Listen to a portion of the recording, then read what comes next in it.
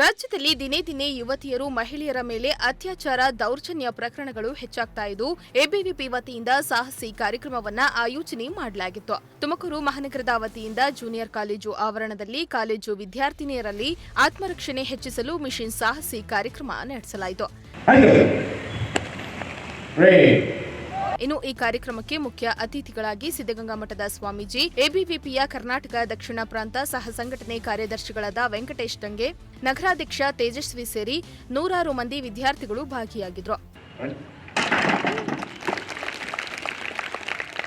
ಕಾರ್ಯಾಗಾರದಲ್ಲಿ ಅಭಿಷೇಕ್ ಹಾಗೂ ತಂಡದವರಿಂದ ವಿದ್ಯಾರ್ಥಿಗಳ ಮೇಲೆ ದೌರ್ಜನ್ಯಗಳಾದ ವೇಳೆ ತಕ್ಷಣ ಹೇಗೆ ರಕ್ಷಿಸಿಕೊಳ್ಳಬೇಕೆಂದು ತರಬೇತಿಯನ್ನ ನೀಡಲಾಯಿತು. ಈ ವೇಳೆ ವಿದ್ಯಾರ್ಥಿಗಳಿಗೆ ಕರಾಟೆ ಬಗ್ಗೆ ಜಾಗೃತಿಯನ್ನ ಮೂಡಿಸಲಾಯಿತು.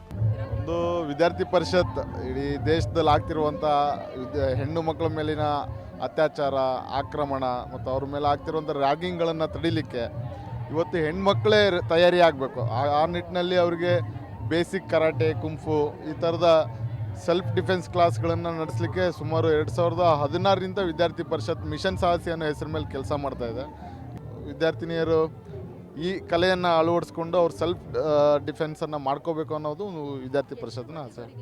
ಅಂದರೆ ಎಷ್ಟರ ಮಟ್ಟಿಗೆ ಸಹಾಯ ಆಗುತ್ತೆ ಅಂದರೆ ಅವರಲ್ಲೊಂದು ಆತ್ಮಸ್ಥೈರ್ಯ ಬರುತ್ತೆ. ಯಾರಾದರೂ ಅವರಿಗೆ ಹೆದರಿಸಿದಾಗ, ಬೆದರಿಸಿದಾಗ, ಇಲ್ಲ ಅವರ ಹಿಂದೆ ಯಾರಾದರೂ ಚುಡಾಯಿಸಿದಾಗ ಅವರನ್ನು ಮೆಟ್ಟಿ ನಿಲ್ಲುವಂಥ ಒಂದು ಧೈರ್ಯ ಅಂತೂ ಈ ಕಾರ್ಯಕ್ರಮದಿಂದ ಬಂದಿದೆ ಅನ್ನೋ ನಮ್ಮೆಲ್ಲರ ಆಶಯ. ಕ್ಯಾಮರಾ ಪರ್ಸನ್ ರಾಕೇಶ್ ಜೊತೆ ಶ್ವೇತಾ, ಪ್ರಜಾಶಕ್ತಿ ಟಿವಿ, ತುಮಕೂರು.